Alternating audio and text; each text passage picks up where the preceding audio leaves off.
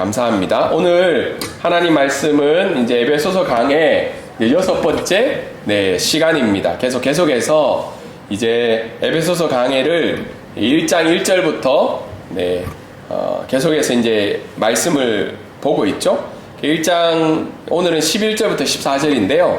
이제 6번 나누어서 좀 하다 보니까 약간 이렇게 좀 빨리 안 지나가는 것도 있고 좀 지루하다라는 반응도 방금 했는데 이게 아이들에게 좀 어려울 수도 있는데, 이게 에베소서 강해는 앞에 첫 번째도 말씀을 드렸지만 교회란 무엇인가에 대해서 설명을 하고 있고, 특별히 우리가 하나님의 자녀로서 구원받은 게 무엇인지, 그리고 마지막으로는 이 구원받은 사람들이 어떻게 살아가야 되는지에 대해서 잘 설명을 하고 있어요.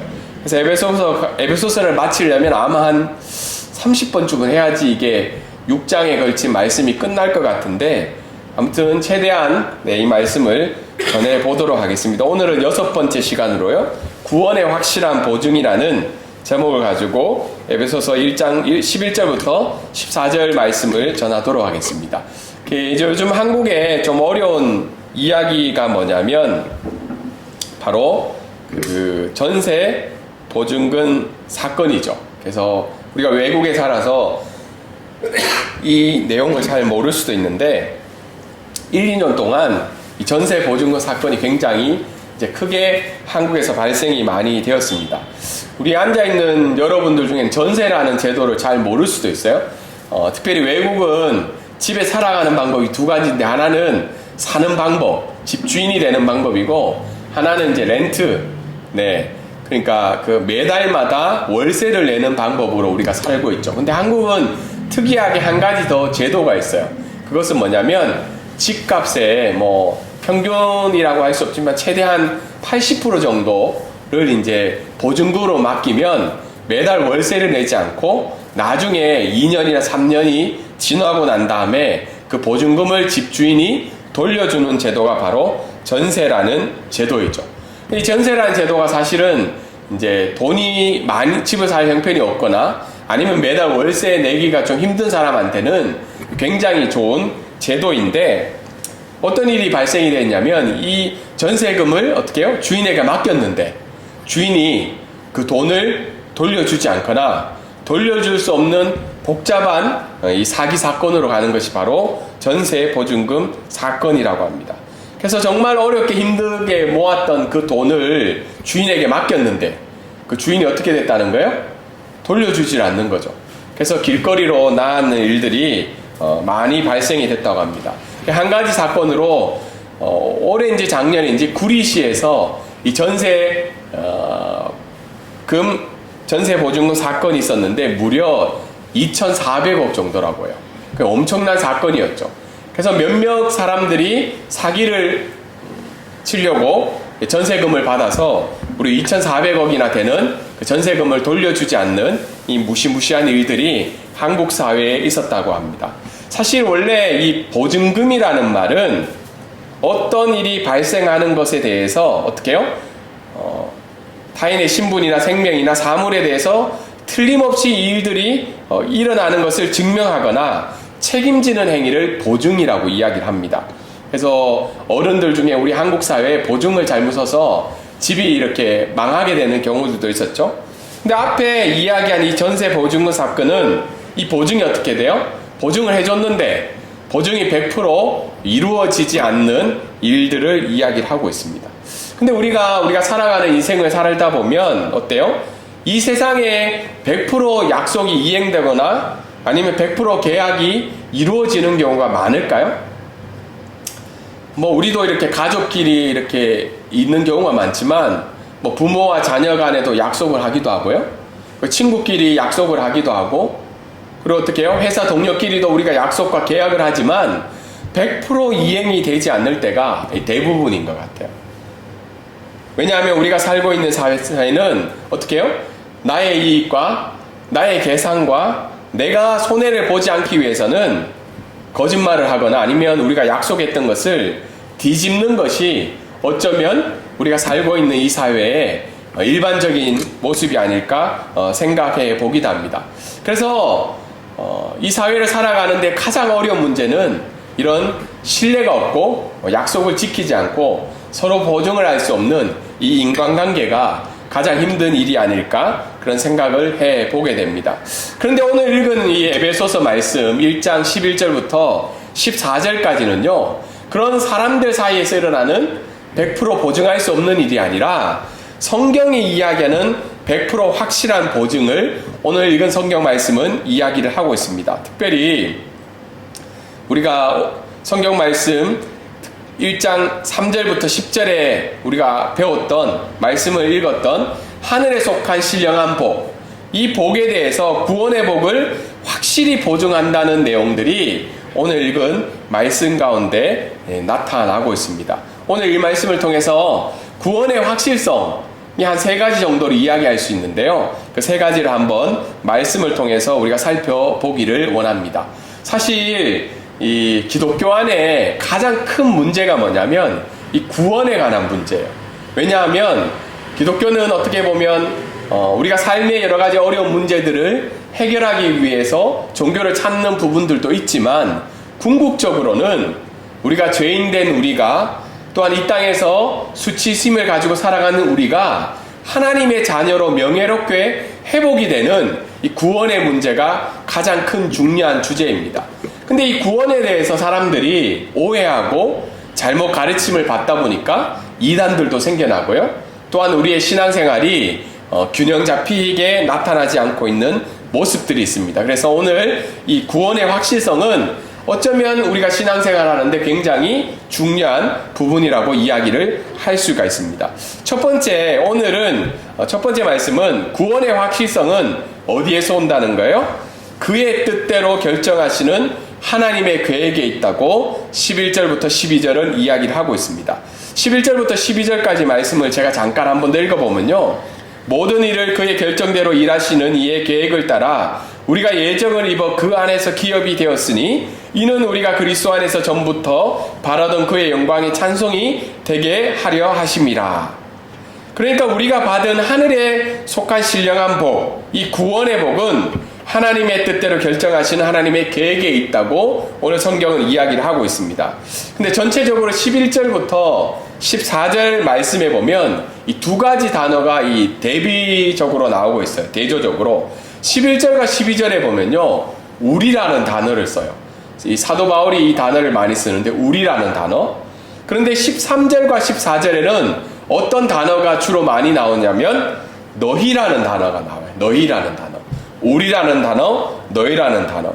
왜 우리라는 단어와 너희라는 단어를 이 사도 바울이 구별해서 쓰고 있을까요? 사실 우리라는 단어는 누구를 지칭하고 있을까요? 사도 바울이 우리라고 얘기했을 때 유대인을 이야기를 하고 있죠. 왜 그러냐면 자신의 동족인 이 유대인들, 사도 바울이 유대인이었죠. 그래서 우리 유대인이라고 이렇게 생각을 하고 계시면 됩니다. 그러면 너희는 누굴까요? 너희는 이방인, 외국인인 거예요.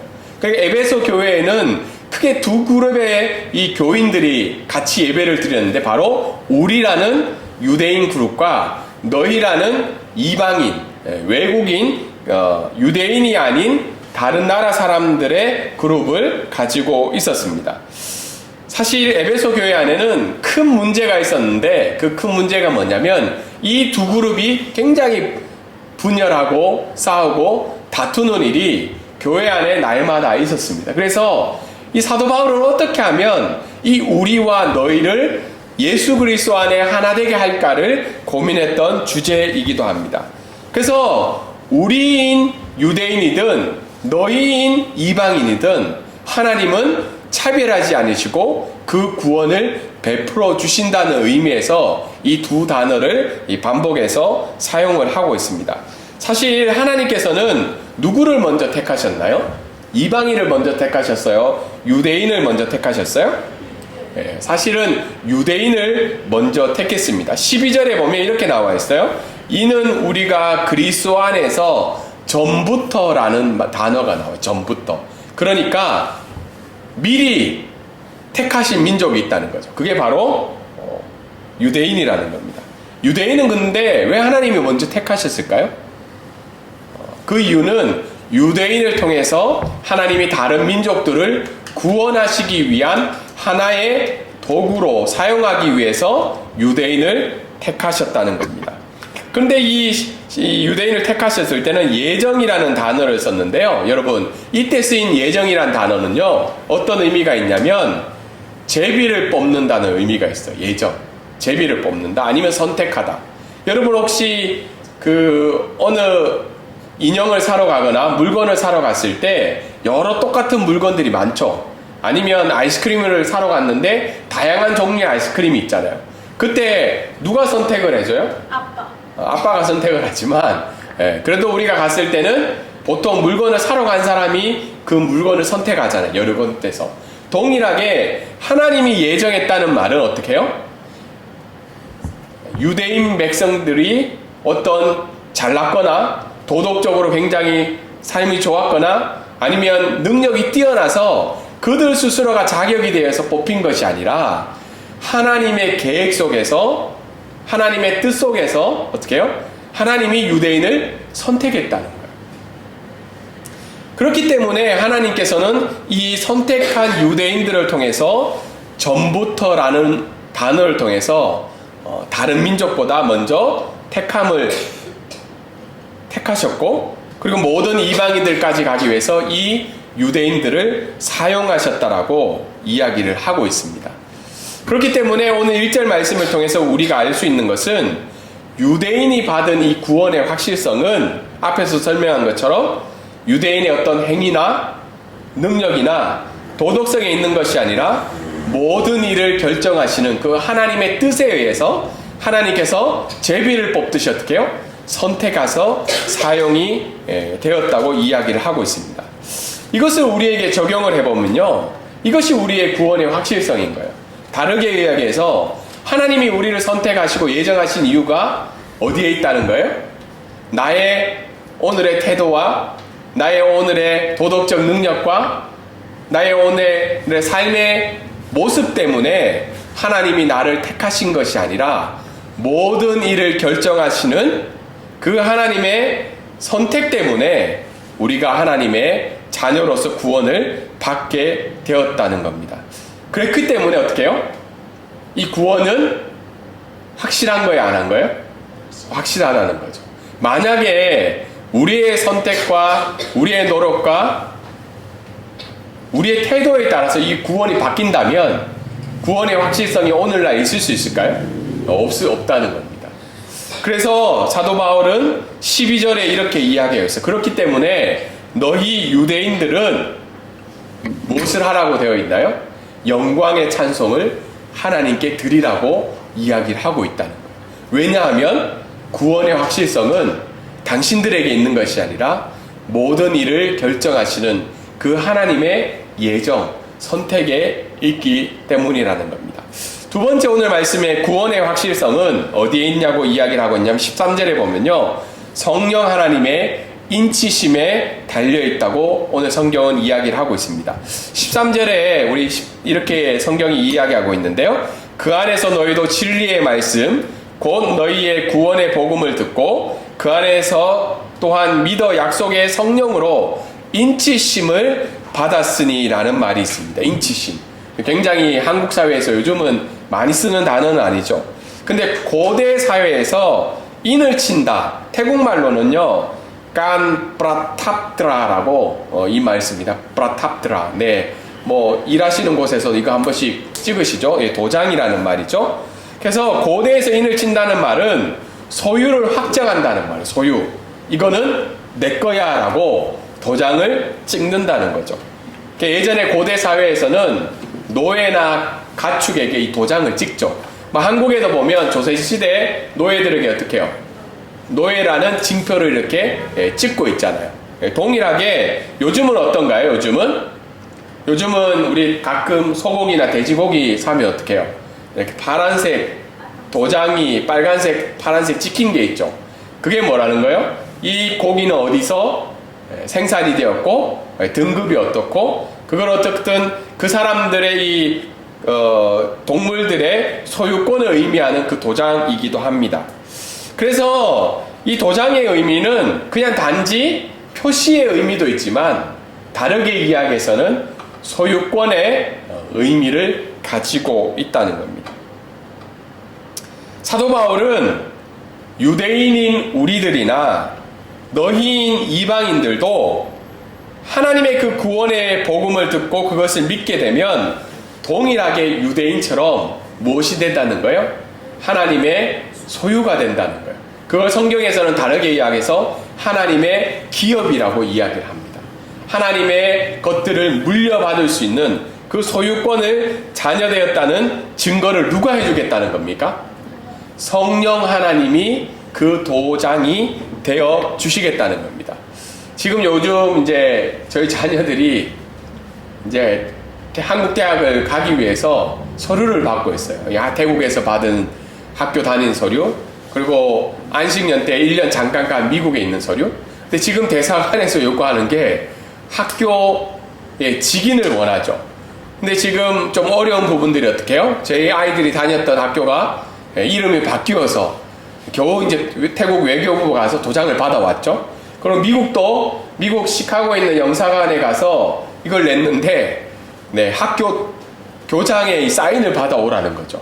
근데 이게 학교 사인에 받는 게 미국 학교는 약간 이렇게 한국 제도를 이해를 못하는 부분이 있어요. 그래서 지금 거의 한 달 동안 이 미국 학교랑 메일을 주고받고 있습니다. 이 사인을 받기 위해서.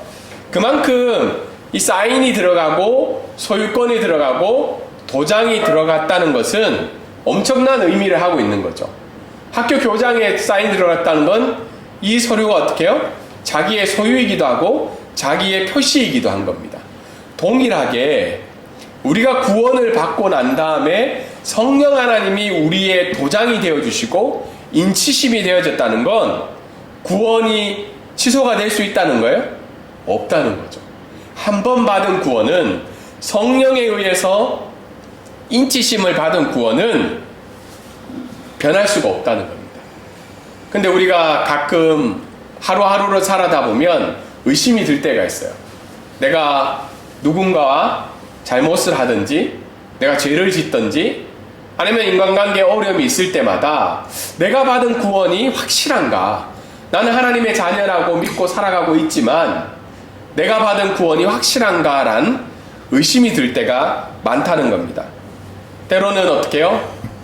내가 하나님 앞에 예배하러 나왔지만 기쁨도 없고 때로는 하나님이 나를 버리신 것 같은 좌절과 무거움이 우리 삶에 찾아올 때가 있다는 겁니다.